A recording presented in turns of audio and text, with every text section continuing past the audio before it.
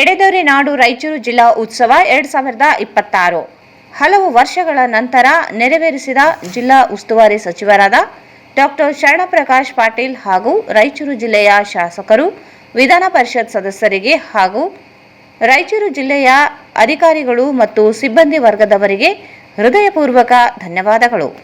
ಸಂಪರ್ಕಿಸಿ Paramount Electricals, dealers in all kinds of electricals, goods, fans and LED products.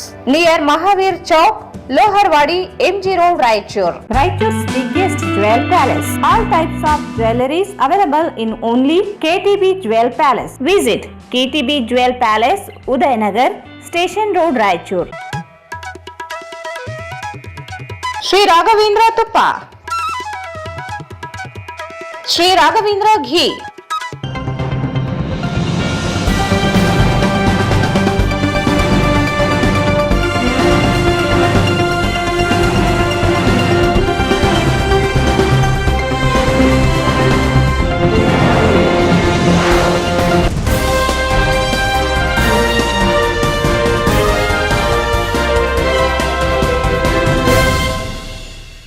ನಮಸ್ಕಾರ, ವಾರ್ತೆಗಳ ಸ್ವಾಗತ. ಮೊದಲು ಮುಖ್ಯಾಂಶಗಳು.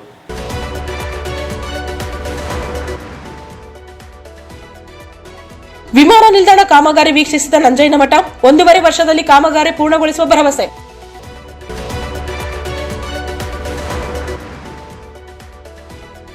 ಯಲಹಂಕ ಮಣಿಪಾಲ್ ಆಸ್ಪತ್ರೆಯಲ್ಲಿ ಕ್ಯಾನ್ಸರ್ಗೆ ವಿನೂತನ ಯಂತ್ರದ ಮೂಲಕ ಶಸ್ತ್ರಚಿಕಿತ್ಸೆ, ಡಾಕ್ಟರ್ ವಿಕ್ರಮಯ್ಯ. ರಾಯಚೂರಿನಲ್ಲಿ ಕೆಎಸ್ಆರ್ಟಿಪಿ ಬಟಾಲಿಯನ್ ಸ್ಥಾಪಿಸಲು ಬಜೆಟ್ನಲ್ಲಿ ಘೋಷಿಸಲಿ, ವೆಂಕಟೇಶ್ ನಾಯಕ್ ಅಸ್ಕಿಹಾಳ್.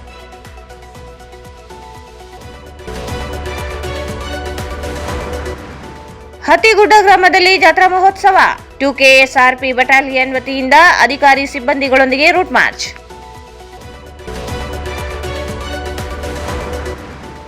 ಫೆಬ್ರವರಿ 14ರಿಂದ ಪ್ರಜಾಪಿತ ಬ್ರಹ್ಮಕುಮಾರಿ ಈಶ್ವರೀಯ ವಿಶ್ವವಿದ್ಯಾಲಯದಿಂದ ಶಿವರಾತ್ರಿ ಉತ್ಸವ, ರಾಜಯೋಗಿನಿ ಸ್ಮಿತಕ್ಕ. ಬಾಲ್ಯ ವಿವಾಹ, ಬಾಲ ಕಾರ್ಮಿಕತೆ ತಡೆಗಟ್ಟಲು ಜಿಲ್ಲಾ ಮಟ್ಟದ ಸಮಾಲೋಚನಾ ಸಭೆ, ಸಂಘ ಸಂಸ್ಥೆಗಳು ಸಾರ್ವಜನಿಕರು ಮಾಹಿತಿ ನೀಡಿ, ಎಸ್ಪಿ ಅರುಣಾಂಶಗಿರಿ.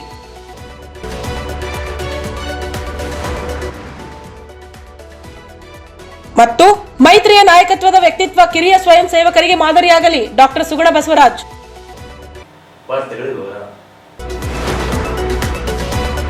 ವಿಮಾನ ನಿಲ್ದಾಣ ಕಾಮಗಾರಿ ಪ್ರತಿಶತ 31ರಷ್ಟು ಪ್ರಗತಿಯಲ್ಲಿದ್ದು, ಮುಂದಿನ 1.5 ವರ್ಷದಲ್ಲಿ ಕಾಮಗಾರಿ ಪೂರ್ಣಗೊಳಿಸುವ ಗುರಿ ಹೊಂದಲಾಗಿದೆ ಎಂದು ಕೈಗಾರಿಕೆ ಮತ್ತು ಮೂಲಸೌಕರ್ಯ ಅಭಿವೃದ್ಧಿ ನಿಗಮದ ಅಧ್ಯಕ್ಷ ನಂಜಯ್ಯನಮಠ ಹೇಳಿದರು. ಅವರಿಂದು ನಗರದ ಹೊರವಲಯದ ವಿಮಾನ ನಿಲ್ದಾಣ ಕಾಮಗಾರಿ ವೀಕ್ಷಣೆ ಮಾಡಿ ನಂತರ ಸುದ್ದಿಗೋಷ್ಠಿಯನ್ನು ಉದ್ದೇಶಿಸಿ ಮಾತನಾಡಿದರು. ರಾಯಚೂರು ವಿಮಾನ ನಿಲ್ದಾಣ ಒಟ್ಟು 322 ಎಕರೆ ವಿಸ್ತೀರ್ಣವನ್ನ ಹೊಂದಿದ್ದು, ಕಾಮಗಾರಿ ನಾನು ಹಿಂದೊಮ್ಮೆ 2 ತಿಂಗಳ ಹಿಂದೆ ಬಂದಿದ್ದು, ಆಗ ಕೇವಲ 14% ಪ್ರಗತಿಯಲ್ಲಿತ್ತು. ಇವತ್ತು 31% ಕಾಮಗಾರಿ ಪ್ರಗತಿಯಲ್ಲಿದೆ ಎಂದರು. ಇನ್ನೂ 2.5 ತಿಂಗಳಲ್ಲಿ ರನ್ವೇ ಹಾಗೂ ಈಗ ಕಟ್ಟುತ್ತಿರುವಂತಹ ಕಟ್ಟಡಗಳು ಪೂರ್ಣವಾಗುವ ಯೋಜನೆಯನ್ನ ಹಾಕಿಕೊಂಡಿದ್ದೇವೆ ಎಂದು ಹೇಳಿದರು. 1.5 ವರ್ಷದಲ್ಲಿ ವಿಮಾನ ನಿಲ್ದಾಣ ಯೋಜನೆ ಪೂರ್ಣಗೊಳಿಸಲಾಗುತ್ತದೆ. ಇಲ್ಲಿ ಈಗಾಗಲೇ 31% ಸಾಧನೆ ಕಾಮಗಾರಿ ಸಲ್ಲಿಸುವುದರಲ್ಲಿ ಮುಂದಿನ ಎಲ್ಲಾ ಕಾಮಗಾರಿಗಳು ಕೂಡ ಅದರಲ್ಲಿ ಕೂಡಿರುತ್ತವೆ. ಈ ಹಿಂದೆ ಮಳೆ ಹೆಚ್ಚಾಗಿ ಸುರಿದ ಕಾರಣ ರನ್ವೇ ಕೆಲಸಗಳು ಸ್ವಲ್ಪ ತಡ ಆಗಿವೆ. ಕಾರ್ ಪಾರ್ಕಿಂಗ್ ಕೆಲಸ ಪ್ರಗತಿಯಲ್ಲಿದೆ, ಅದು ಕೂಡ 2-3 ತಿಂಗಳಲ್ಲಿ ಮುಗಿಯುತ್ತದೆ. 1.7 ಕಿಲೋಮೀಟರ್ ರನ್ವೇ ಸಂಪೂರ್ಣ ಪ್ರಗತಿಯಲ್ಲಿದೆ ಎಂದರು. ಏಗನೂರು ಗ್ರಾಮದಲ್ಲಿನ 30 ಮನೆಗಳು ಹಾಗೂ ದಂಡದಲ್ಲಿನ 108 ಮನೆಗಳ ಸ್ಥಳಾಂತರಕ್ಕೆ ಸಂಬಂಧಿಸಿದಂತೆ 108 ಮನೆ ಇರುವಂತಹ ದಂಡ ಗ್ರಾಮದ ಜನರಿಗೆ 6 ಎಕರೆ, 30 ಮನೆ ಇರುವಂತಹ ಏಗನೂರು ಗ್ರಾಮದ ಜನರಿಗೆ ನೀಡಲು 2 ಎಕರೆ ಪ್ರದೇಶದಲ್ಲಿ ಲೇಔಟ್ ಕಾಮಗಾರಿ ಪ್ರಗತಿಯಲ್ಲಿದೆ. 2.5 ತಿಂಗಳಲ್ಲಿ ಲೇಔಟ್ ಕಾಮಗಾರಿ ಪೂರ್ತಿಯಾಗುತ್ತದೆ.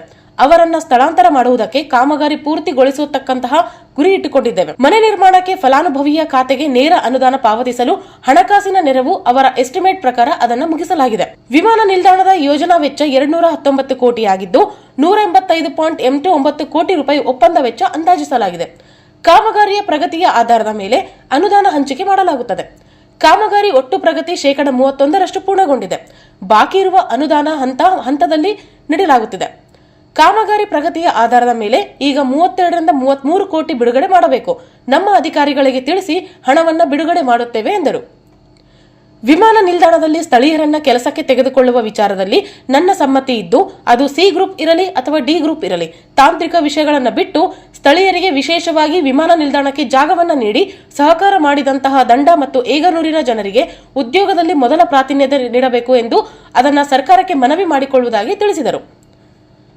ಕಲ್ಯಾಣ ಕರ್ನಾಟಕಕ್ಕೆ ಪ್ರತಿ ವರ್ಷ 25,000 ಕೋಟಿ ರೂಪಾಯಿಗಳ ವಿಶೇಷ ಅನುದಾನ ಹಾಗೂ ಇದರಲ್ಲಿ 25% ಕೈಗಾರಿಕೆಗಳ ಅಭಿವೃದ್ಧಿಗೆ ಬಳಸುವ ಆಗ್ರಹ ಕೈಗಾರಿಕೆಗಳದಾಗಿದ್ದು, ರಾಜ್ಯದ ಬಜೆಟ್ ಗಾತ್ರ ಮತ್ತು ಆಗುವಂತಹ ಖರ್ಚು ವೆಚ್ಚಗಳು ನೋಡಿದರೆ ಕೈಗಾರಿಕೆಗಳ ಅಭಿವೃದ್ಧಿಗೆ ಬೇರೆ ರೀತಿಯಾದಂತಹ ಹಣದ ವ್ಯವಸ್ಥೆಯನ್ನ ಮಾಡಬೇಕು, ಹೊರತಾಗಿ ಇಲ್ಲಿಂದ ಕಷ್ಟ ಅನಿಸುತ್ತದೆ ಎಂದರು.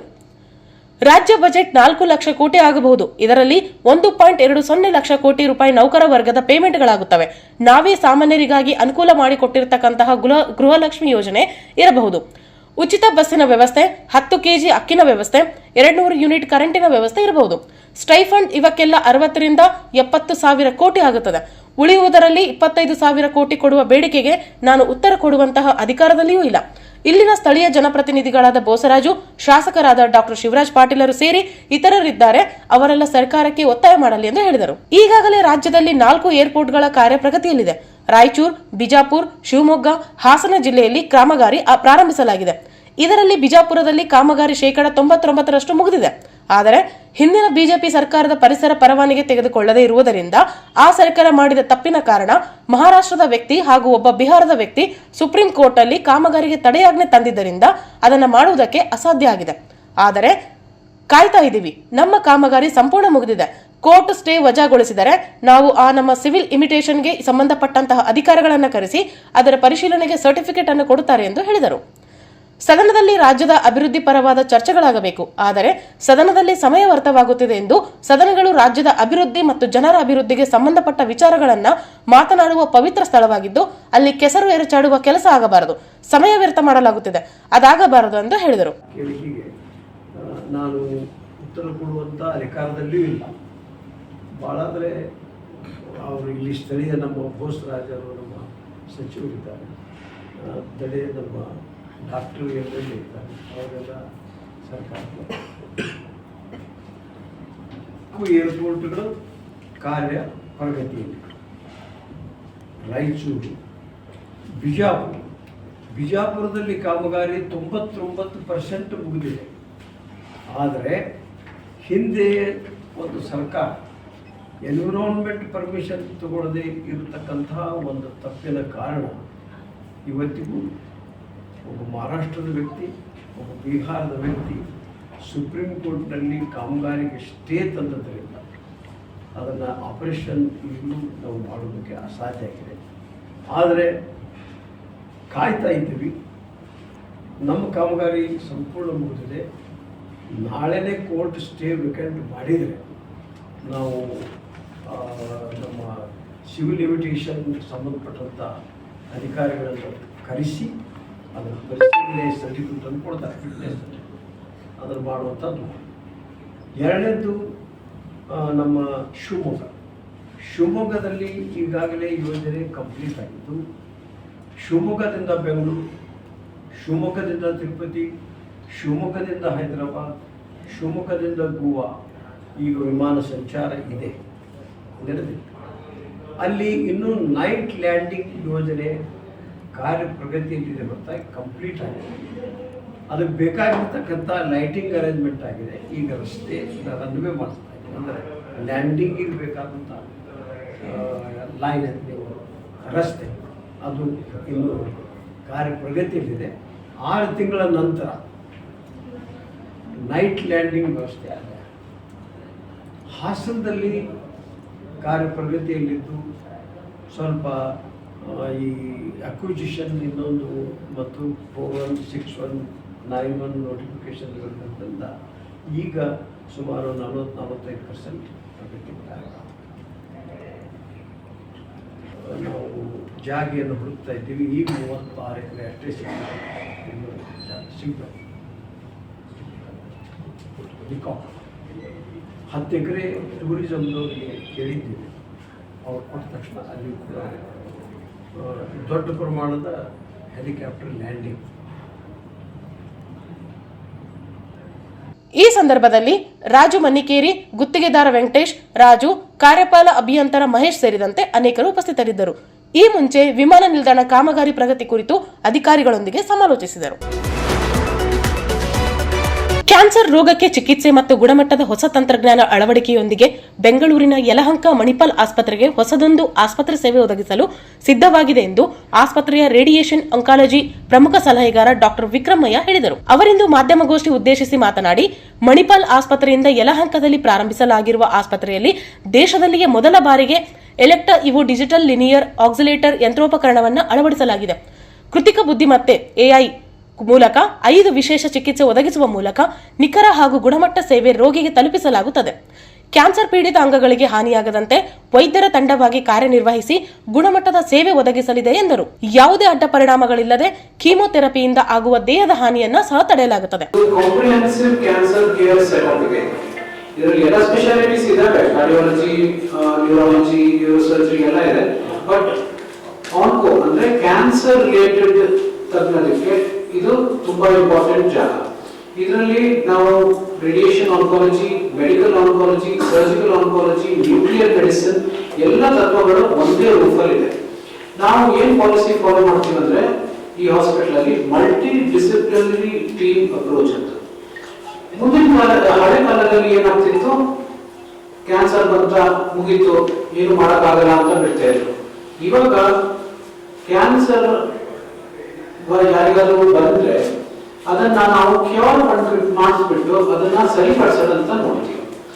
ಅದಕ್ಕೆ ಒಬ್ಬರೇ ಸಾಧ್ಯ ಇಲ್ಲ, ಅದು ಟೀಮ್ ಅಪ್ರೋಚ್ ಅಂತ ಮಾಡ್ತೀವಿ. ಅಂದ್ರೆ ಎಲ್ಲರೂ ಸೇರಿ ಗುಣಪಡಿಸ್ಬೇಕಾಗತ್ತೆ.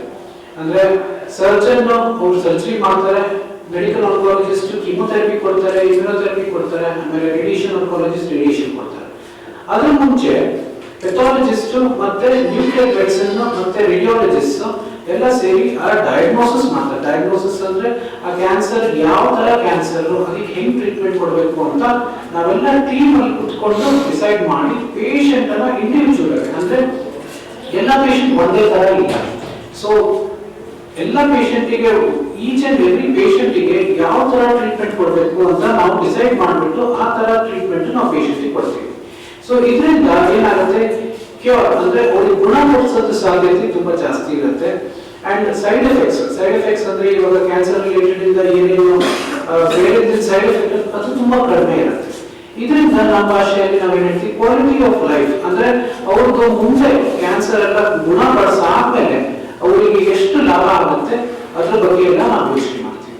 ಸೊ ಮಣಿಪಾಲ್ ಹಾಸ್ಪಿಟಲ್ ಯಲಹಂಕ ಇದು ಹೊಸ ಸ್ಥಾಪನೆ, ಇವಾಗ 3 ತಿಂಗಳಾಗಿದೆ. ಎಲ್ಲ ಫುಲ್ ಸೆಟಪ್ ಇದೆ ಇದರಲ್ಲಿ. And state of the art machines ಎಲ್ಲ ಇದಾವೆ. ಓಕೆ, ಅದರಲ್ಲಿ ರೇಡಿಯೇಷನ್ ತಜ್ಞ ತುಂಬಾ ಇಂಪಾರ್ಟೆಂಟ್. ಅದರಲ್ಲಿ ನಮ್ದು ಒಂದು ಹೊಸ ಮೆಷಿನ್ ಬಂದಿದೆ, ಎಲೆಕ್ಟಾ ಇವೋ ಅಂತ. ಇದು ಭಾರತ ದೇಶದಲ್ಲಿ ಪ್ರಥಮ ಬಾರಿ ಈ ಮೆಷಿನ್ ನಾವು ಸ್ಥಾಪನೆ ಮಾಡ್ತಾ ಇದ್ದೀವಿ. ಇದ್ರದ್ದು ಏನು ಇಂಪಾರ್ಟೆಂಟ್ ಫೀಚರ್ ಏನಂದ್ರೆ ಇದು ರೇಡಿಯೇಷನ್ ಕೊಡುತ್ತೆ, ಮಾತ್ರ artificial intelligence induced real time planning and online adaptive planning ಮಾಡ್ತೀವಿ. ಇದರಿಂದ ಏನಾಗುತ್ತಂದ್ರೆ ನಾವು ಪೇಷಂಟ್ಗೆ ಕರೆಕ್ಟ್ ಆಗಿ ಎಲ್ಲಿ ರೇಡಿಯೇಷನ್ ಕೊಡಬೇಕು ಅಲ್ಲಿ ರೇಡಿಯೇಷನ್ ಕೊಟ್ಟು ಅದರ ಅಕ್ಕಪಕ್ಕ ಜಾಗಕ್ಕೆ ರೇಡಿಯೇಷನ್ ಹೋಗಲ್ಲ.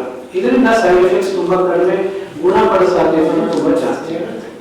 ಆಮೇಲೆ ಕೀಮೋಥೆರಪಿ ಮತ್ತೆ ಇಮ್ಯುನೋಥೆರಪಿನೂ ನಾವು ಇಲ್ಲಿ ಮಾಡ್ತೀವಿ. Bone marrow transplant, stem cell transplant, CAR-T cell therapy ಇವೆಲ್ಲ ನಾವು ಈ ಹೊಸ ಹಾಸ್ಪಿಟಲ್ ಅಲ್ಲಿ ಮಾಡ್ತಾ ಇದ್ದೀವಿ. ಇದರ ಉದ್ದೇಶ ಏನಂದ್ರೆ ಕ್ಯಾನ್ಸರ್ ಟ್ರೀಟ್ಮೆಂಟ್ ಎಲ್ಲರಿಗೂ ಸೌಲಭ್ಯ ಇರಬೇಕು, ಎಲ್ಲದಕ್ಕೂ ಸಿಗ್ಬೇಕು, ಎಲ್ಲ ಜನರಿಗೂ ಸಿಗ್ಬೇಕು ಅಂತ ನಾವು ಮನೆ ತುದಿಗೆ ಎಲ್ಲ ನಿಮ್ಮ ಬಾಗಿಲ ಹತ್ರನೇ ನಾವು ರೇಡಿಯೇಷನ್. ಆಸ್ಪತ್ರೆಯ ಶಸ್ತ್ರಚಿಕಿತ್ಸಾ ವಿಭಾಗದ ವೈದ್ಯ ಡಾಕ್ಟರ್ ಅರುಣ್ ಫರ್ನಾಂಡಿಸ್ ಮಾತನಾಡಿ, ಜನರಲ್ಲಿ ಕ್ಯಾನ್ಸರ್ ರೋಗದ ಕುರಿತು ತಪ್ಪು ತಿಳುವಳಿಕೆ, ಜಾಗೃತಿಯ ಕೊರತೆ ಇದೆ. ನಿರಂತರವಾಗಿ ಪರೀಕ್ಷೆಗಳಿಗೆ ಒಳಗಾದರೆ ಮಹಿಳೆ ಮತ್ತು ಪುರುಷರಲ್ಲಿ ಕ್ಯಾನ್ಸರ್ ನಿಯಂತ್ರಣ ಸಾಧ್ಯವಿದೆ.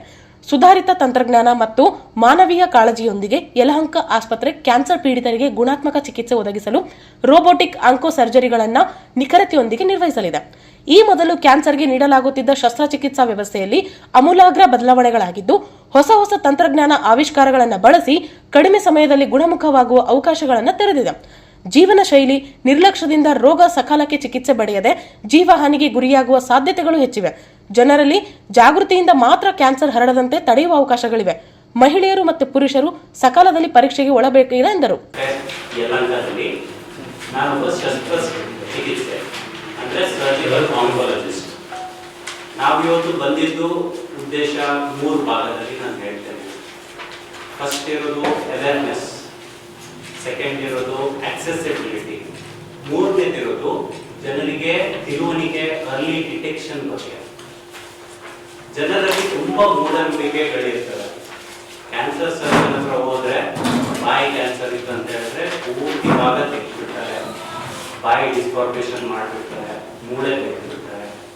ವಾಯ್ಸ್ ಬಾಕ್ಸ್ ಕ್ಯಾನ್ಸರ್ ಐತೆ ಅಂತ ಹೇಳಿದ್ರೆ ವಾಯ್ಸ್ ಬಾಕ್ಸ್ ತೆಗೆದ್ಬಿಡ್ತಾರೆ, ಪರ್ಮನೆಂಟ್ ಹೋಲ್ ಮಾಡಿಬಿಡ್ತಾರೆ, ಹೊಟ್ಟೆ ಪೂರ್ತಿ ಕುಯ್ದ್ಬಿಡ್ತಾರೆ.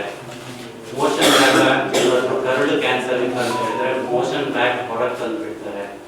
ಸ್ತನ ಕ್ಯಾನ್ಸರ್ ಇತ್ತು ಅಂತ ಹೇಳಿದ್ರೆ ಸ್ತನ ಪೂರ್ತಿ ತೆಗೆದ್ಬಿಡ್ತಾರೆ, ದೊಡ್ಡ ಗಾಯ ಮಾಡ್ತಾರೆ, ತುಂಬಾ ಬ್ಲೀಡಿಂಗ್ ಆಗುತ್ತೆ, ಐಸಿಯುನಲ್ಲಿ ಜಾಸ್ತಿ ದಿನ ಬರುತ್ತೆ.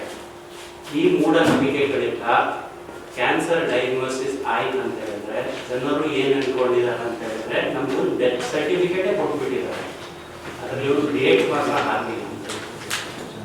ಬಟ್ ನಾವು ಇವಾಗ we have evolved so much that ಈ ಟೈಮಿಗೆ it is not maximum treatment which has to be done. It is what is minimum required and what is effective ಅಂತ ಹೇಳ್ತಾರೆ. Early detection ಮಾಡಿದ್ರೆ stage 1 stage 2 cancers almost 80 to 90% ಪೂರ್ತಿ ಗುಣ ಆಗುತ್ತೆ. 5 ವರ್ಷದಲ್ಲಿ ಕಾಯಿಲೆ ಬರಲೇ ಇಲ್ಲ ಅಂತ ಹೇಳಿದಂಗೆ ಆಗುತ್ತೆ. ನಮ್ಮ ಶಸ್ತ್ರಚಿಕಿತ್ಸೆಯಲ್ಲಿ ಮಿನಿಮಲ್ ಇನ್ವೆಸಿವ್ ಸರ್ಜರಿ ಅಂತ ಹೇಳ್ತಾರೆ. ಅದು ರೋಬೋಟಿಕ್ ಮತ್ತೆ ಲ್ಯಾಪ್ರೋಸ್ಕೋಪಿಕ್ ಸರ್ಜರಿ. ಆ ರೋಬೋಟಿಕ್ ಮತ್ತೆ ಲ್ಯಾಪ್ರೋಸ್ಕೋಪಿಕ್ ಕೀ ಹೋಲ್ ಸರ್ಜರಿಯಿಂದ ಮುಂಚೆ ಮಾಡಿದ ತರ ದೊಡ್ಡ ಆಪರೇಷನ್, ದೊಡ್ಡ ಗಾಯ ಮಾಡಿ ಮಾಡುವಂಥದ್ದು ಇಲ್ಲ.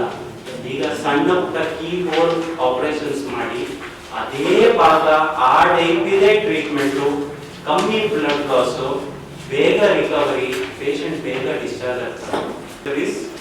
ಇಂಥ ಒಂದು ಸ್ವಲ್ಪ ಅಧಿಕ ಆಗುತ್ತೆ, ಯಾಕಂದ್ರೆ ರೋಬೋಟು ಲ್ಯಾಪ್ರೋಸ್ಕೋಪಿ ಯಂತ್ರಗಳು ಯೂಸ್ ಆಗುತ್ತೆ. ಅದು ಬಿಟ್ಟು ISC, ಫ್ರೋಸನ್ ಸೆಕ್ಷನ್, ಇಮ್ಯುನೋಥೆರಪಿ ಇದೆಲ್ಲ ಅಡ್ವಾನ್ಸ್ಡ್ ಲೇಟೆಸ್ಟ್ ಟೆಕ್ನಿಕ್ಸ್. ಇದೆಲ್ಲ ಯೂಸ್ ಮಾಡಬೇಕಾದ್ರೆ ಒಂದು ಸ್ವಲ್ಪ ಕಾಸ್ಟ್ ಫ್ಯಾಕ್ಟರ್ ಬಂದೇ ಬರುತ್ತೆ. ನಿಮ್ದು ಮುಂದೆ 5 ವರ್ಷ ಅಲ್ಲ, it is about your quality of life. ನಿಮಗೆ ಸರ್ವೈವರ್ಶಿಪ್ ಅಲ್ಲ, ನಿಮಗೆ ಗುಡ್ ಕ್ವಾಲಿಟಿ ಆಫ್ ಲೈಫ್, ನಿಮಗೆ ಒಳ್ಳೆ ಕ್ವಾಲಿಟಿ ಆಫ್ ಲೈಫ್. ಒಳ್ಳೆ ಕ್ವಾಲಿಟಿ ಆಫ್ ಲೈಫ್ ಅಂತ ಹೇಳಿದ್ರೆ ಮುಂಚಿನ ತರ ನೀವು ಮಾತಾಡಕ್ಕಾಗತ್ತಾ, ಮುಂಚಿನ ತರ ನೀವು ಊಟ ಮಾಡಕ್ಕಾಗತ್ತಾ, ಮುಂಚಿನ ತರ ನೀವು ಇಂಡಿಪೆಂಡೆಂಟ್ ಆಗಿ ಕೆಲಸ ಮಾಡಕ್ಕಾಗತ್ತಾ. The price you are paying for the surgery is very very small when you look at further 5 years of your life. ನೀವು 5 ವರ್ಷದಲ್ಲಿ ನೀವು ನಾರ್ಮಲ್ ಬಂದು ನೀವು ನಾರ್ಮಲ್ ಮನುಷ್ಯರ ತರ ಆಗ್ತೀರಾ, ಸರ್ಜರಿ ಮಾಡೇ ಇಲ್ಲ ಅಂತ ಹೇಳಿದಂಗೆ ಆಗ್ತಾ ಇರ್ತದೆ. It's a very small price to pay. Sir ಏನು ಸರ್ ಕ್ಯಾನ್ಸರ್ ರೋಗ ಜಾಸ್ತಿ ಆಗಿ ಕಾರಣ ಏನು ನೀವು ಹೇಳೋದು? ಸರ್ ಕ್ಯಾನ್ಸರ್ ರೋಗ ಜಾಸ್ತಿ ಆಗೋಕ್ಕೆ ಒಂದು 3-4 ಕಾರಣಗಳಿವೆ. ಫಸ್ಟ್ ಇರೋದು ಲೈಫ್ ಸ್ಟೈಲ್. ಈಗ ಲೈಫ್ ಸ್ಟೈಲ್ ಅಂತ ಹೇಳಿದ್ರೆ ಸೆಡೆಂಟ್ರಿ ಲೈಫ್ ಸ್ಟೈಲ್ ಜಾಸ್ತಿ ಆಗಿದೆ. ಸೆಡೆಂಟ್ರಿ ಲೈಫ್ ಸ್ಟೈಲ್ ಒಟ್ಟಿಗೆ ಮೆಟಬಾಲಿಕ್ ಸಿಂಡ್ರೋಮ್ ಅಂತ ಹೇಳ್ತಾರೆ, ಅದರಲ್ಲಿ ಒಬಿಸಿಟಿ, ಅಬ್ನಾರ್ಮಲ್ ವೇಟ್ ಗೇನು ಅದಾಗ್ಬಿಟ್ಟಿದೆ. ಎರಡನೇದು 1947 ನಲ್ಲಿ average life span of an individual was only 45 years. ಇವಾಗ ಜನರು 70 ವರ್ಷ, 80 ವರ್ಷ, 90 ವರ್ಷವರೆಗೆ ಬದುಕ್ತಾರೆ. There are various other reasons for it. There are good antibiotics, good vaccinations, early detections, early cancer screenings. ಬೇಗ ಜನರಿಗೆ cancer ಇಟ್ಕೊಂಡು ಬೇಗ ಗುಣ ಮಾಡಕ್ಕಾಗುತ್ತೆ. Stage 1 stage 2 cancers almost 80 to 90% cure ಆಗುತ್ತೆ. ಮೂರನೇದಿರೋದು ಜೆನೆಟಿಕ್ ಫ್ಯಾಕ್ಟರ್ಸ್ ಅಂತ ಹೇಳಿ. ಕ್ಯಾನ್ಸರ್ ಅಂತ ಹೇಳಿ ಇರೋದಿಲ್ಲ sir, it is based on ಎಷ್ಟು ಪಕ್ಕ ಸೆಲ್ಸ್ ಡಿವೈಡ್ ಆಗುತ್ತೆ ಅಂತ ಹೇಳಿ. ಈಗ ಸ್ಟೇಜ್ 1 ಅಂತ ಹೇಳಿದ್ರೆ ಕ್ಯಾನ್ಸರ್ ಅದೇ ಭಾಗದಲ್ಲಿ ಇದೆ, ಲೋಕಲೈಸ್ಡ್ ಇದೆ ಅಂತ ಹೇಳಿ. ಸ್ಟೇಜ್ 2 ಸ್ಟೇಜ್ 3 ಅಂತ ಹೇಳಿದ್ರೆ ಒಂದು ಸ್ವಲ್ಪ ಹೊರಗೆ ಬಂದಿದೆ, ಬೇರೆ ಭಾಗ ಅಂದ್ರೆ ಹರಳುಗಡ್ಡೆ, ಅಕ್ಕಪಕ್ಕ ಹರಳುಗಡ್ಡೆ, ಲಿಂಫ್ ನೋಡ್ಸ್ ಅಂತ ಹೇಳಿ ಹೇಳ್ತಾರೆ, ಅದಕ್ಕೆ ಸ್ಪ್ರೆಡ್ ಆಗಿದೆ ಅಂತ ಹೇಳಿ. ಸ್ಟೇಜ್ 4 ಅಂತ ಹೇಳಿದ್ರೆ ಬೇರೆ ಶರೀರ ಭಾಗಗಳು. ಈಗ ಬ್ರೆಸ್ಟ್ ಕ್ಯಾನ್ಸರ್ ಇದ್ದಿದ್ದು ಹರಳುಗಡ್ಡೆಗೆ ಬಂತ ಅಂತ ಹೇಳಿದ್ರೆ ಬ್ರೆಸ್ಟ್ ಕ್ಯಾನ್ಸರ್ ಬ್ರೆಸ್ಟ್ ನಲ್ಲೇ ಉಳಿತು ಅಂತ ಹೇಳಿದ್ರೆ ಸ್ಟೇಜ್ 1 ಅಂತ ಹೇಳ್ತಾರೆ. ರಾಜ್ಯದ ಬಜೆಟ್ನಲ್ಲಿ 13ನೇ ಕೆಎಸ್ಆರ್ಪಿ ತಡೆ ಸ್ಥಾಪನೆಗೆ ಅನುಮತಿ ನೀಡಬೇಕೆಂದು ಅಖಿಲಾಂಡ ಶ್ರೀ ಮಹರ್ಷಿ ವಾಲ್ಮೀಕಿ ನಾಯಕ ಸಮಿತಿಯ ಅಧ್ಯಕ್ಷ ವೆಂಕಟೇಶ್ ನಾಯಕ್ ಅಸ್ಕಿಯಾಡ್ ಆಗ್ರಹಿಸಿದರು. ಅವರಿಂದು ಮಾಧ್ಯಮಗೋಷ್ಠಿಯನ್ನು ಉದ್ದೇಶಿಸಿ ಮಾತನಾಡಿ, ಆಂಧ್ರ ಮತ್ತು ತೆಲಂಗಾಣದ ಗಡಿ ಪ್ರದೇಶದ ಜಿಲ್ಲೆಯಲ್ಲಿ ಕೆಎಸ್ಆರ್ಪಿ ತಡೆ ಸ್ಥಾಪಿಸುವ ಅಗತ್ಯವಿದೆ. ಕಾನೂನು ಸುವ್ಯವಸ್ಥೆಗೆ ಸಹಕಾರಿಯಾಗಲಿರುವ ಕೆಎಸ್ಆರ್ಪಿ ಪಡೆಯಿಂದ ಭದ್ರತಾ ವ್ಯವಸ್ಥೆ ಹೆಚ್ಚಿಸಲು ಸಹಕಾರಿಯಾಗಲಿದೆ. ಹಟ್ಟಿ ಚಿನ್ನದ ಗಣಿ, ಆರ್ಟಿಪಿಎಸ್, ವೈಟಿಪಿಎಸ್ ಸೇರಿದಂತೆ ವಿದ್ಯುತ್ ಉತ್ಪಾದನಾ ಘಟಕಗಳು ಇದ್ದು, ರಾಜಕೀಯವಾಗಿ ಭದ್ರತಾ ವ್ಯವಸ್ಥೆಗೆ ಕೆಎಸ್ಆರ್ಪಿ ಪಡೆ ಕಾರ್ಯನಿರ್ವಹಣೆ ಅವಶ್ಯಕತೆ ಇದ್ದು, ಬಜೆಟ್ನಲ್ಲಿ ಘೋಷಣೆ ಮಾಡಬೇಕೆಂದು ಕಲ್ಯಾಣ ಕರ್ನಾಟಕದ ಅಭಿವೃದ್ಧಿ ಮಂಡಳಿಯಿಂದ ಅಗತ್ಯ ಅನುದಾನ ನೀಡಿ ಪ್ರಾರಂಭಿಸಬಹುದಾಗಿದೆ ಎಂದರು. ಈಗಾಗಲೇ ಈ ಭಾಗದ 25 ಜನ ಶಾಸಕರು ಸಿಎಂ ಬಳಿ ಮನವಿ ಮಾಡಿದ್ದು, ಕೂಡಲೇ ಬಜೆಟ್ನಲ್ಲಿ ಘೋಷಿಸಬೇಕು ಎಂದರು. ಐಆರ್ಬಿ ಮತ್ತು ಕೆಎಸ್ಆರ್ಪಿ ಪ್ರತ್ಯೇಕಗೊಳಿಸಿದ ನಂತರ ಕಲ್ಯಾಣ ಕರ್ನಾಟಕ ಮೀಸಲಾತಿಯಲ್ಲಿ ನೇಮಕವಾದ ಸಿಬ್ಬಂದಿಗಳಿಗೆ ಪದೋನ್ನತಿಯೂ ದೊರೆಯದೆ ಹೋಗಿದೆ. ಆಡಳಿತಾತ್ಮಕ ಸಮಸ್ಯೆಯನ್ನು ನಿವಾರಿಸಿ ಬಡ್ತಿ ನೀಡಬೇಕು. ಇಲ್ಲದೆ ಹೋದಲ್ಲಿ ಹಂತ ಹಂತದ ಹೋರಾಟ ಎದುರಿಸಬೇಕಾಗುತ್ತದೆ ಎಂದು ಎಚ್ಚರಿಸಿದರು. ಪ್ರಶ್ನೆ ಸರಳವಾಗಿ ಕಲ್ಯಾಣ ಕರ್ನಾಟಕ ಜನರಿಗೆ ನಮ್ಮ ಸರ್ಕಾರದ ಕೊಡುಗೆ ಏನು? ಬೆಂಗಳೂರು ಟೌನ್ ರಸ್ತೆ ಅಗತ್ಯ ಎಂದು ಹೇಳುತ್ತಿರುವ ತುಮಕೂರುವರೆಗೆ ಮೆಟ್ರೋ ಯೋಜನೆ ವಿಸ್ತರಣೆ ಮಾಡುತ್ತೇವೆ. ಮಹಾನಗರ ಪಾಲಿಕೆ ಅಭಿವೃದ್ಧಿ ಸಾವಿರಾರು ಕೋಟಿ ಮೀಸಲಿಡುತ್ತೇವೆ. ಆದರೆ ನಮ್ಮ ಕಲ್ಯಾಣ ಕರ್ನಾಟಕ ಭಾಗಕ್ಕೆ ಕನಿಷ್ಠ ಭದ್ರತೆ ಮೂಲ ಸೌಕರ್ಯನಾದರೂ ನೀಡಲು ಏಕೆ ಹಿಂದೆ ರಾಯಚೂರು ಗಡಿ ಭಾಗದ ಜಿಲ್ಲೆಯ ಆದಾಯ ಭದ್ರತೆ ಇಲ್ಲ. ರಾಯಚೂರು ಮತ್ತು ಯಾದಗಿರಿ ಜಿಲ್ಲೆಗಳು ಆಂಧ್ರ ತೆಲಂಗಾಣ ಗಡಿ ಭಾಗಕ್ಕೆ ಹೊಂದಿಕೊಂಡಿವೆ.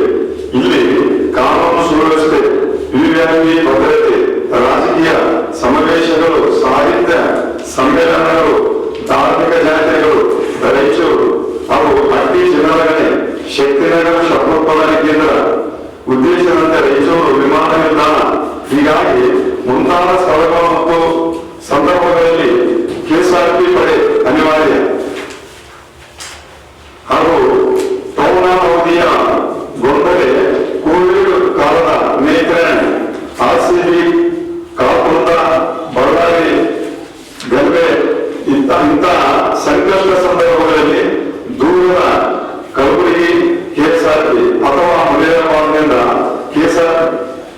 ಐಆರ್ಬಿ ಪಡೆ ಬರಲು 4 ಗಂಟೆ ಸಮಯ ಬೇಕಾಗುತ್ತೆ. ಪರಿಸ್ಥಿತಿ ಬೇಕಾದರೂ ತುರ್ತು ಸಂದರ್ಭದಲ್ಲಿ 4 ಗಂಟೆಗಳ ತಡವಾಗಿ ಅನಾಹುತಗಳಾದರೂ ಅಥವಾ ಜೀವ ಹಾನಿಯಾದರೂ ಅದರ ಬೆಲೆ ಹೇಗೆ ಕಟ್ಟುತ್ತೀರಾ? 25 ಶಾಸಕರು ಒಗ್ಗಟ್ಟಾಗಿ ಮನವಿ ಮಾಡಿದರೂ ಕೂಡ ನಿರಾಕರಣೆ. ಕಲ್ಯಾಣ ಕರ್ನಾಟಕ ಆದರೆ ನಮ್ಮ ಭಾಗಕ್ಕೆ ಭದ್ರತೆ ಏಕಿಲ್ಲ? ನಮ್ಮ ಜನರ ಜೀವಗಳಿಗೆ ಆಸಕ್ತಿ ಅಪೇಕ್ಷೆಗಳ ಮೇಲೆ ಇಲ್ಲವಾ? ಇದು ಅಭಿವೃದ್ಧಿ ಪ್ರಶ್ನೆ ಅಲ್ಲ, ಇದು ನಮ್ಮ ಗೌರವ ಪ್ರಶ್ನೆ. ಬೇಡಿಕೆ ಮುಖ್ಯಮಂತ್ರಿಗಳಿಗೆ ಈ ಬಾರಿ ರಾಜ್ಯ ಬಜೆಟ್ನಲ್ಲಿ ರಾಯಚೂರು ಜಿಲ್ಲೆಯ 13ನೇ ಕೆಎಸ್ಆರ್ಪಿ ಪಡೆ ಸ್ಥಾಪನೆ ಅನುಮತಿ ನೀಡಿ ಅಗತ್ಯ ಅನುದಾನ ಮೀಸಲಿಡಬೇಕು. ಇದು ಒತ್ತಾಯ ಮಾತ್ರವಲ್ಲ, ಇದು ಸಂವಿಧಾನಬದ್ಧ ಹಕ್ಕು ಬೇಡಿಕೆ. ಕಲ್ಯಾಣ ಕರ್ನಾಟಕ ಜನರು ಶಾಂತಿ ಇರಲು, ಆದರೆ ಅವರು ಸಹನೆಯನ್ನು ಪರೀಕ್ಷಿಸಬೇಡಿ. ಜನರು ಪ್ರಶ್ನಿಸುತ್ತಾರೆ, ನ್ಯಾಯಕ್ಕಾಗಿ ಹೋರಾಡುತ್ತಾರೆ, ಪ್ರಜಾಪ್ರಭುತ್ವದ ಮಾರ್ಗದಲ್ಲಿ ನಮ್ಮ ಹಕ್ಕನ್ನು ಕೇಳುತ್ತಾರೆ. ನಮ್ಮ ಭಾಗದ ಜನರು ಭದ್ರತೆ ನೀಡುವುದು ಸರ್ಕಾರದ ಕರ್ತವ್ಯ. ಅದನ್ನು ಈ ಬಾರಿ ನಿರ್ಲಕ್ಷಿಸಬೇಡಿ ಎಂದು ಕೋರುತ್ತೇನೆ. ಈ ಮೇಲಿನಂತೆ ನಮ್ಮ ಸಂಘಟನೆಯಿಂದ ಕೇಳೋದೇನು ಮಾಡಬೇಕು. ಒಂದು ವೇಳೆ ತಾವುಗಳು ನಮ್ಮ ಬೇಡಿಕೆಗಳನ್ನು ಪೂರೈಸದಿದ್ದರೆ ಮುಂದಿನ ದಿನಗಳಲ್ಲಿ ರಾಯಚೂರು ತಾಲೂಕಾ ಮತ್ತು ಜಿಲ್ಲಾ ಮಟ್ಟದಲ್ಲಿ ಅನಿರ್ದಿಷ್ಟ ಸತ್ಯಾಗ್ರಹ. ಈ ಸಂದರ್ಭದಲ್ಲಿ ರಾಘವೇಂದ್ರ ನಾಯಕ್, ಜನಾರ್ದನ್, ನರಸಿಂಹಲು, ಹೊನ್ನಪ್ಪ, ಕಾಶಿನಾಥ್, ನಾಗರಾಜ್, ಈರೇಶ್, ವೆಂಕಟೇಶ್ ಇತರರು ಇದ್ದರು. ಈಗ ಜಾಹೀರಾತು.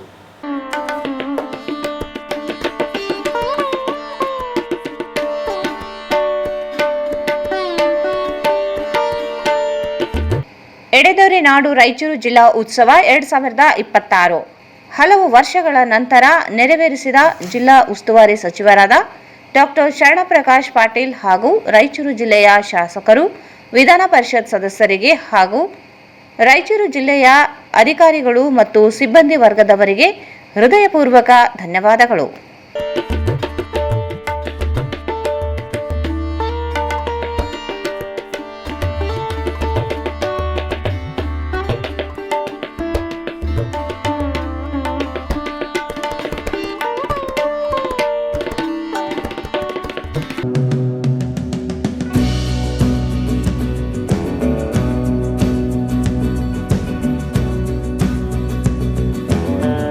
ಸಂಪರ್ಕಿಸಿ Paramount electricals, dealers in all kinds of electricals goods, fans and LED products, near Mahavir Chowk, Loharwadi, MG road, Raichur.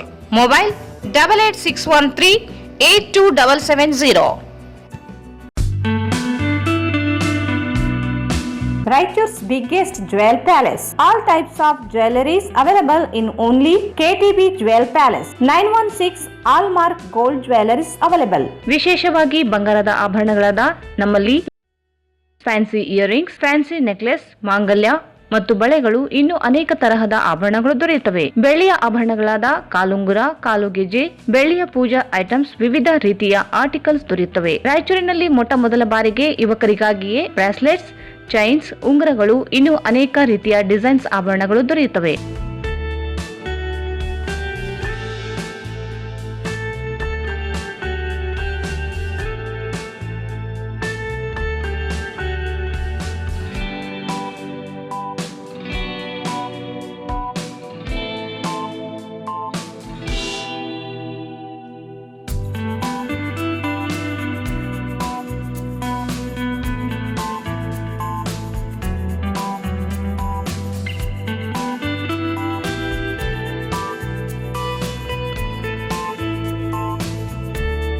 Visit KTB Jewel Palace, Udayanagar, Station Road, Raichur. Mobile 8123535300. Shri Raghavendra ತುಪ್ಪ, ಶ್ರೀ ರಾಘವೇಂದ್ರ ಘೀ, ಶ್ರೀ ರಾಘವೇಂದ್ರ ತುಪ್ಪ, ಶ್ರೀ ರಾಘವೇಂದ್ರ ಘೀ.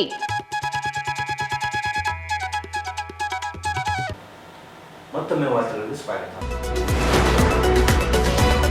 ದಿನಾಂಕ 16/2/2020 ತುರುವಿಹಾಳ ಪೊಲೀಸ್ ಠಾಣಾ ವ್ಯಾಪ್ತಿಯ ಹತ್ತಿಗುಡ್ಡ ಗ್ರಾಮದಲ್ಲಿ ಕರ್ನಾಟಕ ಉಚ್ಚ ನ್ಯಾಯಾಲಯ ಆದೇಶದಂತೆ ಜಾತ್ರಾ ಮಹೋತ್ಸವ ನಡೆಯಲಿದ್ದು, ಉತ್ಸವ ನಿಮಿತ್ತ ಇಂದು ದಿನಾಂಕ 13/2/2026 2KSRP ಬಟಾಲಿಯನ್ ಹಾಗೂ ಅಧಿಕಾರಿ ಸಿಬ್ಬಂದಿಗಳೊಂದಿಗೆ ರೂಟ್ ಮಾರ್ಚ್ ಮಾಡಲಾಯಿತು.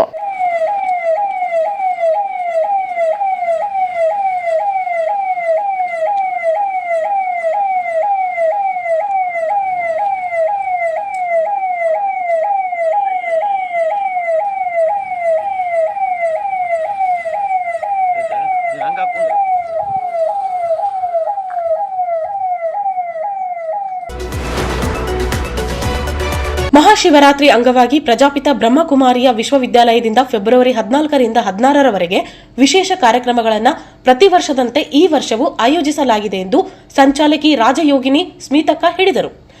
ಅವರಿಂದು ಮಾಧ್ಯಮಗೋಷ್ಠಿ ಉದ್ದೇಶಿಸಿ ಮಾತನಾಡಿ, ಫೆಬ್ರವರಿ 14ರಂದು ಸಂಜೆ 4 ಗಂಟೆ ಪ್ರಜಾಪಿತ ಬ್ರಹ್ಮಕುಮಾರಿ ಈಶ್ವರೀಯ ವಿಶ್ವವಿದ್ಯಾಲಯದಿಂದ ಶಾಂತಿ ಯಾತ್ರೆ ನಡೆಯಲಿದೆ.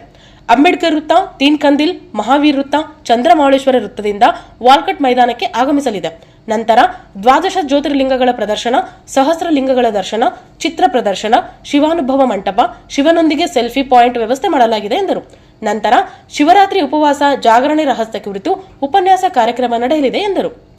ಫೆಬ್ರವರಿ 15ರಂದು ಬೆಳಿಗ್ಗೆ 8 ಗಂಟೆಗೆ ಪ್ರಜಾಪಿತ ಬ್ರಹ್ಮಕುಮಾರಿ ಈಶ್ವರೀಯ ವಿಶ್ವವಿದ್ಯಾಲಯದಲ್ಲಿ ಶಿವಧ್ವಜಾರೋಹಣ, ಸಂಜೆ 6 ಗಂಟೆಗೆ ಕಲೆ ಮತ್ತು ಸಂಸ್ಕೃತಿಯಲ್ಲಿ ಆಧ್ಯಾತ್ಮ ಕುರಿತು ಉಪನ್ಯಾಸ, ನಂತರ ವಿವಿಧ ಕಲಾವಿದರಿಂದ ಸಾಂಸ್ಕೃತಿಕ ಹಾಗೂ ನೃತ್ಯ ವೈಭವ ಕಾರ್ಯಕ್ರಮಗಳು ಜರುಗಲಿವೆ. ಫೆಬ್ರವರಿ 16ರಂದು ಸಂಜೆ 6 ಗಂಟೆಗೆ ಕಾಯಕವೇ ಕೈಲಾಸ ಕುರಿತು ಉಪನ್ಯಾಸ, ನಂತರ ವಿವಿಧ ವಿಭಾಗಗಳ ಪೊಲೀಸ್ ಅಧಿಕಾರಿಗಳಿಗೆ ಸನ್ಮಾನ ಕಾರ್ಯಕ್ರಮ ನಡೆಯಲಿದೆ. ಸಚಿವರು, ಶಾಸಕರು, ಸಂಸದರು, ವಿವಿಧ ಇಲಾಖೆಯ ಅಧಿಕಾರಿಗಳು, ಎಲ್ಲಾ ಸಮುದಾಯ ಮುಖಂಡರು ಭಾಗವಹಿಸಲಿದ್ದು, ಸಾರ್ವಜನಿಕರು 3 ದಿನಗಳ ಕಾರ್ಯಕ್ರಮದಲ್ಲಿ ಭಾಗವಹಿಸುವಂತೆ ಮನವಿ ಮಾಡಿದರು. ಫೆಬ್ರವರಿ 18ರಿಂದ 22ರವರೆಗೆ ರಾಜಯೋಗ ಮೆಡಿಟೇಷನ್ 5 ದಿನಗಳ ಶಿಬಿರ ಆಯೋಜಿಸಲಾಗಿದೆ. ಉದಯನಗರ ಮತ್ತು ವಾಸವಿ ನಗರದ ಕೇಂದ್ರದಲ್ಲಿ ಬೆಳಿಗ್ಗೆ ಮತ್ತು ಸಂಜೆ ಯೋಗ ಶಿಬಿರ ನಡೆಯಲಿದೆ ಎಂದರು. ಹೇಗಿರಬೇಕು ಅಂತ, ನಮ್ಮ ಮನೆ ಬಹಳ ಸುಂದರವಾದ ವಾತಾವರಣ ಹೊಂದಿಕೊಳ್ಳುತ್ತೆ ಅಂದ್ರೆ ಆಟೋಮೆಟಿಕ್ಲಿ ನಮ್ಮ ಮನೆಯ ಎಲ್ಲಾ ಸದಸ್ಯರ ಬದುಕು ಬಹಳ ಸುಂದರವಾದ. ಮನೆಯ ವಾತಾವರಣವನ್ನ ಶ್ರೇಷ್ಠ ಮಾಡ್ಕೊಳ್ಳಿಕ್ಕೆ ವಿಧಿ ಏನು? ಎಲ್ಲರಿಗೂ ಅನಿಸ್ತದೆ ನಮ್ಮ ಮನೆ ಚೆನ್ನಾಗಿರ್ಲಿ ಅಂತ. ಆದ್ರೆ ಆ ಚೆನ್ನಾಗಿರ್ಬೇಕಾದ್ರೆ ಮನೆ ಒಳಗಡೆ ಇರುವ ವ್ಯಕ್ತಿ ಯಾವುದನ್ನ ಪಾಲಿಸ್ಬೇಕು ಅಂತ ಅದನ್ನೊಂದು ಮಾಡಿದ್ದೀವಿ. ಅದನ್ನ ಎಲ್ಲರಿಗೂ ಪ್ರವಚನ ಆದ ಮೇಲೆ ಬಂದವರು ಎಲ್ಲರಿಗೂ ಸಹಿತ ಕೊಟ್ಟು ಸ್ವಲ್ಪ ಪರಿವರ್ತನೆ ನಮ್ಮ ದಿನಚರ್ಯದಲ್ಲಿ ಮಾಡ್ಕೊಳ್ಳೋಣ, ನಮ್ಮ ಜೀವನವನ್ನು ಸುಖ ಶಾಂತಿಮಯ ಮಾಡ್ಕೊಳ್ಳೋಣ ಆಗ್ಲಿಕ್ಕೆ ಆ ಕಾರ್ಯಕ್ರಮವನ್ನು ಹಮ್ಮಿಕೊಳ್ಬೇಕು. ಇದು ಆಧ್ಯಾತ್ಮಿಕತೆ ಅಂತಂದ್ರೆ ಹೇಗಿರ್ತದೆ, ಪರಿವರ್ತನೆ ಅನ್ನೋದು ಆ ಕ್ಷಣಕ್ಕೆ ನಮಗೆ ಕಾಣದೇ ಇದ್ದರೂ ಆ ಒಂದು ಜ್ಞಾನ, ಆ ಒಂದು ಬೆಳಕು ಆ ವ್ಯಕ್ತಿಗೆ ಸದಾ ಕಾಲಕ್ಕೂ ಒಂದು ಅವನಿಗೆ ಒಂದು ಜೀವನದಲ್ಲಿ ಒಂದು ಲೀಡಿಂಗ್ ಲೈಟ್ ಇರ್ತದೆ. ನಾನು ನೋಡಿದ್ದೇನೆ ಎಷ್ಟೋ ಜನರಲ್ಲಿ ಕ್ರೋಧ ಇರ್ತದೆ, ಈರ್ಷ ದ್ವೇಷ ಇರ್ತದೆ, ದುಶ್ಚಟ ಇರ್ತದೆ, ದುರ್ವ್ಯಸನ ಇರ್ತದೆ. ಬಿಡಬೇಕು ಅನ್ನೋ ಇಚ್ಛೆ ಇದ್ರೂ ಕೆಲವೊಮ್ಮೆ ಅವರಿಗೆ ಬಿಡ್ಲಿಕ್ಕೆ ಅನಾನುಕೂಲ ಇರ್ತದೆ, ಮಾನಸಿಕವಾದ ಸ್ಥೈರ್ಯ ಬಂದಿರೋದಿಲ್ಲ. ಒಂದು ಇಂತಹ ಸಂಘಟನೆಯಲ್ಲಿ ಬಂದಾಗ, ಇಂತಹ ವಾತಾವರಣದಲ್ಲಿ ಬಂದಾಗ, ಪ್ರತಿನಿತ್ಯ ಆಧ್ಯಾತ್ಮಿಕ ಜ್ಞಾನವನ್ನು ಕೇಳಿದಾಗ ಆ ವ್ಯಕ್ತಿ ತಾನೇನು ಒಳ್ಳೆಯವನಾಗಬೇಕು ಅಂತ ಇಚ್ಛಿಸ್ತಾನೋ ಅದರಲ್ಲಿರುವ ಶಕ್ತಿ ಅವನಲ್ಲಿ ಬೆಳಕು. ಸಾಮಾನ್ಯವಾಗಿ ಸಲಹೆ ಮಾರ್ಗದರ್ಶನದಲ್ಲಿ ಬೇಕಾದಷ್ಟು ನಮ್ಮ ಕಂಪ್ಲೀಟ್ ವೈಯಕ್ತಿಕ ಸಮಸ್ಯೆಗಳಿಗೆ ಪರಿಹಾರ ಕಂಡುಕೊಳ್ಳಬೇಕು. ಪ್ರತಿ ದಿವಸ ಅಥವಾ ಪ್ರತಿ ವಾರ ಬರ್ತೀವಿ ಅಂತ ಹೇಳಿದ್ರೆ ತಪ್ಪಾಗ್ತದೆ. ಸಮಯ ಸಿಕ್ಕಾಗ ಅದಕ್ಕೆ ನಾವು ಬರ್ತಾ ಇರ್ತೀವಿ. ಸುಮಾರು ಒಂದು 20 ವರ್ಷದಿಂದ ನಾವು ಬರ್ತಾ ಇದ್ದೀವಿ. ಸಾಕಷ್ಟು ನಮಗೆ ಅನುಕೂಲ ಕೂಡ. ಈ ಸಂದರ್ಭದಲ್ಲಿ ಸಹ ಸಂಚಾಲಕರಾದ ರಾಜಯೋಗಿನಿ ಶಾರದಕ್, ಶರಣಬಸವಪ್ಪ ಅಂಗಡಿ, ರೇಖಾ ಕೇಶವರೆಡ್ಡಿ, ದಾನಮ್ಮ ಇದ್ದರು.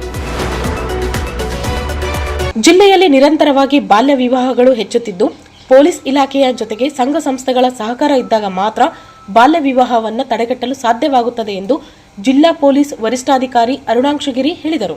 ಅವರಿಂದು ನಗರದ ಖಾಸಗಿ ಹೋಟೆಲ್ ಒಂದರಲ್ಲಿ ಜಿಲ್ಲಾಡಳಿತ, ಜಿಲ್ಲಾ ಪಂಚಾಯತ್, ಮಹಿಳಾ ಮತ್ತು ಮಕ್ಕಳ ಅಭಿವೃದ್ಧಿ ಇಲಾಖೆ, ಶಿಕ್ಷಣ ಇಲಾಖೆ, ಜಿಲ್ಲಾ ಕಾರ್ಮಿಕ ಇಲಾಖೆ, ಜಿಲ್ಲಾ ಮಕ್ಕಳ ರಕ್ಷಣಾ ಘಟಕ ಹಾಗೂ ಚೈಲ್ಡ್ ರೈಟ್ಸ್ ಅಂಡ್ ಯುಕ್ರೈ ಸಂಸ್ಥೆಯಿಂದ ಹಮ್ಮಿಕೊಂಡಿದ್ದ ಬಾಲ್ಯ ವಿವಾಹ ಹಾಗೂ ಬಾಲ ಕಾರ್ಮಿಕತೆ ತಡೆಗಟ್ಟುವ ಕುರಿತು ಜಿಲ್ಲಾ ಮಟ್ಟದ ಸಮಾಲೋಚನಾ ಸಭೆಯನ್ನ ಸಸಿಗೆ ನೀರು ಹಾಕುವ ಮೂಲಕ ಉದ್ಘಾಟಿಸಿ ಮಾತನಾಡಿದರು. 2023ರಲ್ಲಿ 75 ಫೋಕ್ಸೋ ಪ್ರಕರಣಗಳು ದಾಖಲಾಗಿದ್ದು, 2024ರಲ್ಲಿ 96, 2025ರಲ್ಲಿ 82 ಪ್ರಕರಣಗಳು ದಾಖಲಾಗಿವೆ. ಜಿಲ್ಲೆಯಲ್ಲಿ ಫೋಕ್ಸೋ ಪ್ರಕರಣಗಳು ನಿರಂತರವಾಗಿ ಹೆಚ್ಚಳವಾಗುತ್ತಿವೆ. ಗ್ರಾಮೀಣ ಭಾಗದಲ್ಲಿ ಬಾಲ್ಯ ವಿವಾಹ ಹಾಗೂ ಬಾಲ ಕಾರ್ಮಿಕತೆಯ ಕುರಿತು ಹೆಚ್ಚಿನ ಜಾಗೃತಿ ಮೂಡಿಸುವ ಅಗತ್ಯವಿದ್ದು, ವಿವಿಧ ಇಲಾಖೆಯ ಅಧಿಕಾರಿಗಳು, ಕ್ರೈ ಸಂಸ್ಥೆಯ ಸದಸ್ಯರು ಇದಕ್ಕೆ ಕೈ ಜೋಡಿಸಬೇಕು ಎಂದರು. ಗ್ರಾಮೀಣ ಭಾಗದಲ್ಲಿ 16, 17ನೇ ವಯಸ್ಸಿಗೆ ಹೆಣ್ಣು ಮಕ್ಕಳ ಮದುವೆ ಮಾಡಲು ಮುಂದಾಗುತ್ತಾರೆ. ಆಯಾ ಹೆಣ್ಣು ಮಕ್ಕಳು ಓದುತ್ತಿದ್ದ ಶಾಲೆಯ ಗುರುಗಳು ವಿದ್ಯಾರ್ಥಿನಿ ಶಾಲೆಗೆ ಹಲವು ದಿನಗಳವರೆಗೆ ಗೈರಾಗಿರುವುದು ಕಂಡುಬಂದರೆ ಮನೆಗೆ ಆಯಾ ಗ್ರಾಮದ ವ್ಯಾಪ್ತಿಯ ಮಕ್ಕಳ ರಕ್ಷಣಾಧಿಕಾರಿ ಅಥವಾ ಪೊಲೀಸರೊಂದಿಗೆ ಭೇಟಿ ನೀಡಿ ಪರಿಶೀಲನೆ ನಡೆಸಬೇಕು ಎಂದರು. ದೇವದಾಸಿ ಪದ್ಧತಿಯು ಫೋಕ್ಸೋ ಅಡಿಯಲ್ಲಿಯೇ ಬರುವುದರಿಂದ ಆ ಪದ್ಧತಿ ಕಂಡುಬಂದರೂ ಕ್ರಮ ಕೈಗೊಳ್ಳಲು ಅಧಿಕಾರಿಗಳು ಮುಂದಾಗಬೇಕು. ಪ್ರಸ್ತುತ 1 ತಿಂಗಳಲ್ಲಿ 7 ಫೋಕ್ಸೋ ಕೇಸ್ಗಳು ದಾಖಲಾಗಿದ್ದು, ಬಾಲ್ಯ ವಿವಾಹ ತಡೆಗಟ್ಟಲು ಮತ್ತು ಈ ಅನಿಷ್ಟ ಪದ್ಧತಿಯ ಕುರಿತು ಜನರಲ್ಲಿ ಜಾಗೃತಿ ಮೂಡಿಸಲು ಪ್ರತಿಯೊಬ್ಬರು ಮುಂದಾಗಬೇಕು ಎಂದರು. ಅಕ್ಕ ಪಡೆ ಜಿಲ್ಲೆಯಲ್ಲಿ ಕಾರ್ಯನಿರ್ವಹಿಸುತ್ತಿದ್ದು, ಇದಕ್ಕೆ ಸಂಬಂಧಿಸಿದಂತೆ ಶಾಲಾ ಕಾಲೇಜು ಬಳಿ ಪುಂಡಾಟ ನಡೆಸುವ ಯುವಕರು ಹೆಣ್ಣು ಮಕ್ಕಳನ್ನು ಚುಡಾಯಿಸುವುದು ಕಂಡುಬಂದರೆ ಅಕ್ಕ ಪಡೆಯವ ಪುಂಡರ ವಿರುದ್ಧ ಸೂಕ್ತ ಕ್ರಮ ಕೈಗೊಳ್ಳಲು ಮುಂದಾಗುತ್ತಾರೆ ಎಂದರು. ಕಾರ್ಯಕ್ರಮದಲ್ಲಿ ಜಿಲ್ಲಾ ಮಕ್ಕಳ ರಕ್ಷಣಾಧಿಕಾರಿ ಅಮರೇಶ್, ಶಿಕ್ಷಣ ಇಲಾಖೆಯ ಭೀಮರಾಯ್, ಜಿಲ್ಲಾ ಕಾರ್ಮಿಕ ಅಧಿಕಾರಿ ಆರತಿ, ಮಹಿಳಾ ಮತ್ತು ಮಕ್ಕಳ ಅಭಿವೃದ್ಧಿ ಅಧಿಕಾರಿ ಶರಣಮ್ಮ, ಮಕ್ಕಳ ಕಲ್ಯಾಣ ಸಮಿತಿಯ ಅಧ್ಯಕ್ಷ ಸುದರ್ಶನ್, ಕಾರ್ಮಿಕ ನಿರೀಕ್ಷಕಿ ಪ್ರಿಯಾಂಕಾ, ಸಿಡಿಪಿಒ ಮನ್ಸೂರ್ ಅಹಮದ್, ಡಿಂಗ್ರಿ ನರ್ಸಪ್ಪ, ಕ್ರೈ ಸಲಹೆಗಾರರಾದ ತಾಯಪ್ಪ ಹೆಗ್ಗಸನಹಳ್ಳಿ, ಕೆಪಿ ಅನಿಲ್ ಕುಮಾರ್, ಕಿರಣ್ ಕುಮಾರ್ ಸೇರಿದಂತೆ ಅನೇಕರು ಇದ್ದರು.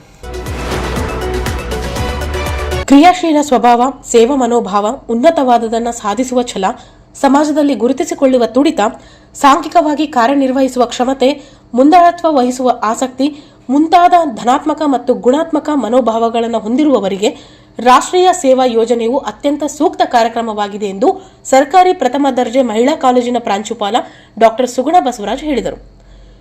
ಕಾಲೇಜಿನಿಂದ ಮತ್ತು ಸರ್ಕಾರದ ಇತರೆ ಇಲಾಖೆಗಳ ಸಹಯೋಗದಲ್ಲಿ ಎನ್ಎಸ್ಎ ಘಟಕ ಹಮ್ಮಿಕೊಂಡಿದ್ದ ಇತ್ತೀಚಿನ ಎಲ್ಲಾ ಕಾರ್ಯಕ್ರಮಗಳಲ್ಲೂ ವಹಿಸಿಕೊಟ್ಟ ಎಲ್ಲಾ ಕಾರ್ಯಗಳಲ್ಲಿಯೂ ನಾಯಕತ್ವ ವಹಿಸಿಕೊಂಡು ಯಶಸ್ವಿಯಾಗಿ ನೆರವೇರಿಸಿಕೊಟ್ಟ ಕಾರಣ ಮೈತ್ರಿಗೆ ಸನ್ಮಾನ ಮಾಡಿ ಅಭಿನಂದಿಸಿ ಮಾತನಾಡಿದ ನಮ್ಮ ಕಾಲೇಜಿನ ಬಿಕಾಂ ಅಂತಿಮ ಸೆಮಿಸ್ಟರಿನಲ್ಲಿ ವ್ಯಾಸಂಗ ಮಾಡುತ್ತಿರುವ ಎನ್ಎಸ್ಎ ಸ್ವಯಂ ಸೇವಕಿ ಮೈತ್ರಿ ರಘುವರ್ಧನ ರೆಡ್ಡಿ ಇದಕ್ಕೆ ಉತ್ತಮ ಉದಾಹರಣೆಯಾಗಿದ್ದು, ತನ್ನ ನಾಯಕತ್ವ ಹಾಗೂ ವಿಧೇಯತೆಯ ವ್ಯಕ್ತಿತ್ವದಿಂದಾಗಿಯೇ ಇಂದು ಎಲ್ಲರಿಗೂ ಅಚ್ಚುಮೆಚ್ಚಿನ ವಿದ್ಯಾರ್ಥಿನಿಯಾಗಿರುವಳು. ತನ್ನ ಸ್ನೇಹಿತರನ್ನು, ಕಿರಿಯ ಸ್ವಯಂ ಸೇವಕಿಯರನ್ನು ಒಡಗೂಡಿಕೊಂಡು ಸಂಘಟಿತವಾಗಿ ಸಂಯೋಜನೆಯಿಂದ ಕಾರ್ಯನಿರ್ವಹಿಸುವ ಮೂಲಕ ಎಲ್ಲಾ ಕಾರ್ಯಕ್ರಮಗಳು ಯಶಸ್ವಿಯಾಗಿ ನೆರವೇರುವಂತೆ ನೋಡಿಕೊಂಡಿರುವ ಅವಳ ಜವಾಬ್ದಾರಿಯುತ ನಡೆ ನಿಜಕ್ಕೂ ಉಳಿದ ಎಲ್ಲ ವಿದ್ಯಾರ್ಥಿನಿಯರಿಗೆ ಸ್ಫೂರ್ತಿದಾಯಕ ಎಂದು ಹೇಳಿದರು. ಕೇವಲ ಕಾಲೇಜಿನ ಕಾರ್ಯಕ್ರಮಗಳು ಮಾತ್ರವಲ್ಲದೆ ಅವಳ ಸೇವಾ ಶ್ರಮವನ್ನು ಗುರುತಿಸಿ ರಾಜ್ಯ ಕೇಂದ್ರ ಸರ್ಕಾರಗಳು ರಾಷ್ಟ್ರೀಯ ಮಟ್ಟದ ವಿವಿಧ ಕಾರ್ಯಕ್ರಮಗಳಾದ ಜಮ್ಮುವಿನಲ್ಲಿ ಜರುಗಿದ ರಾಷ್ಟ್ರೀಯ ಭಾವೈಕ್ಯತಾ ಶಿಬಿರ, ಮಂಗಳೂರಿನ ಅಂತಾರಾಷ್ಟ್ರೀಯ ಯುವಜನ ಸಮ್ಮೇಳನ, ಕಲಬುರಗಿಯ ಮಹಿಳಾ ಯುವ ನಾಯಕತ್ವ ತರಬೇತಿ ಶಿಬಿರ, ಬೆಂಗಳೂರಿನ ಆರ್ಡಿ ಪರೇಡ್ ಕ್ಯಾಂಪ್, ವಾರಂಗಲ್ನಲ್ಲಿ ಅಂತಾರಾಜ್ಯ ಯುವಜನ ವಿನಿಮಯ ಕಾರ್ಯಕ್ರಮ, ಘಟಕದ ವಾರ್ಷಿಕ ವಿಶೇಷ ಶಿಬಿರ ಸೇರಿದಂತೆ ವಿವಿಧ ಕಾರ್ಯಕ್ರಮಗಳಲ್ಲಿ ಭಾಗವಹಿಸಲು ಅವಕಾಶ ಮಾಡಿಕೊಟ್ಟಾಗಲೂ ಆಯಾ ಕಾರ್ಯಕ್ರಮಗಳಲ್ಲಿ ಮುಂದಾಳತ್ವ ವಹಿಸಿಕೊಂಡು ಕಾರ್ಯಕ್ರಮ ಸಂಘಟಕರಿಂದ ಸೈ ಎನಿಸಿಕೊಂಡು ಕಾಲೇಜಿಗೆ ಕೀರ್ತಿ ತಂದಿರುವಳು. ಅವಳ ನಾಯಕತ್ವದ ವ್ಯಕ್ತಿತ್ವ ಕಾಲೇಜಿನ ವಿದ್ಯಾರ್ಥಿನಿಯರಿಗೆ ಮಾತ್ರವಲ್ಲದೆ ಯುವ ಸಮುದಾಯಕ್ಕೂ ಮಾದರಿ ಮತ್ತು ಸ್ಫೂರ್ತಿದಾಯಕವಾಗಿದೆ ಎಂದು ಶ್ಲಾಘಿಸಿದರು.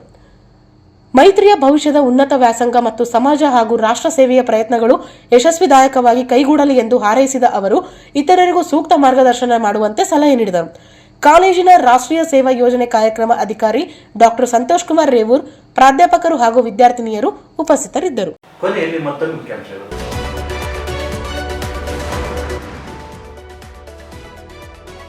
ವಿಮಾನ ನಿಲ್ದಾಣ ಕಾಮಗಾರಿ ವೀಕ್ಷಿಸಿದ ನಂಜಯ್ಯನಮಠ, 1.5 ವರ್ಷದಲ್ಲಿ ಕಾಮಗಾರಿ ಪೂರ್ಣಗೊಳಿಸುವ ಭರವಸೆ.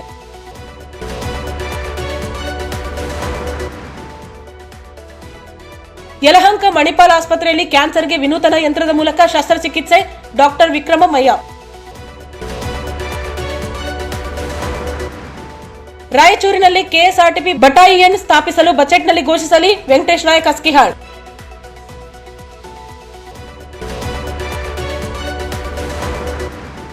ಹತ್ತಿಗುಡ್ಡ ಗ್ರಾಮದಲ್ಲಿ ಜಾತ್ರಾ ಮಹೋತ್ಸವ, 2 ಕೆಎಸ್ಆರ್ಪಿ ಬಟಾಲಿಯನ್ ವತಿಯಿಂದ ಅಧಿಕಾರಿ ಸಿಬ್ಬಂದಿಗಳೊಂದಿಗೆ ರೂಟ್ ಮಾರ್ಚ್.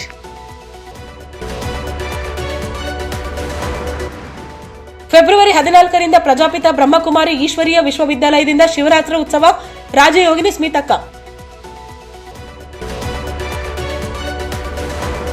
ಬಾಲ್ಯ ವಿವಾಹ, ಬಾಲ ಕಾರ್ಮಿಕತೆ ತಡೆಗಟ್ಟಲು ಜಿಲ್ಲಾ ಮಟ್ಟದ ಸಮಾಲೋಚನಾ ಸಭೆ, ಸಂಘ ಸಂಸ್ಥೆಗಳು ಸಾರ್ವಜನಿಕರು ಮಾಹಿತಿ ನೀಡಿ, ಎಸ್ಪಿ ಅರುಣಾಂಶಗಿರಿ.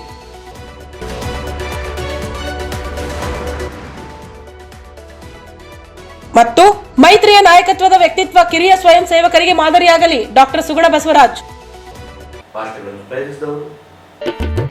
ಎಡೆದೊರೆ ನಾಡು ರಾಯಚೂರು ಜಿಲ್ಲಾ ಉತ್ಸವ 2026 ಹಲವು ವರ್ಷಗಳ ನಂತರ ನೆರವೇರಿಸಿದ ಜಿಲ್ಲಾ ಉಸ್ತುವಾರಿ ಸಚಿವರಾದ ಡಾಕ್ಟರ್ ಶರಣಪ್ರಕಾಶ್ ಪಾಟೀಲ್ ಹಾಗೂ ರಾಯಚೂರು ಜಿಲ್ಲೆಯ ಶಾಸಕರು, ವಿಧಾನ ಪರಿಷತ್ ಸದಸ್ಯರಿಗೆ ಹಾಗೂ ರಾಯಚೂರು ಜಿಲ್ಲೆಯ ಅಧಿಕಾರಿಗಳು ಮತ್ತು ಸಿಬ್ಬಂದಿ ವರ್ಗದವರಿಗೆ ಹೃದಯಪೂರ್ವಕ ಧನ್ಯವಾದಗಳು. ಸಂಪರ್ಕಿಸಿ Paramount electricals, dealers in all kinds of electricals goods, fans and LED products, near Mahavir Chowk, Loharwadi, MG Road, Raichur. Raichur's biggest jewel palace. All types of jewelries available in only KTB Jewel Palace. Visit KTB Jewel Palace, Udayanagar, Station Road, Raichur.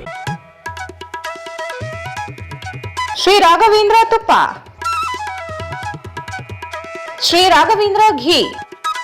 ಇಲ್ಲಿಗೆ ವಾರ್ತೆ ಮುಕ್ತಾಯ ಆಯಿತು. ಮುಂದಿನ ವಾರ್ತೆ ಮತ್ತೆ ಭೇಟಿಯಾಗೋಣ. ವಂದನೆಗಳು.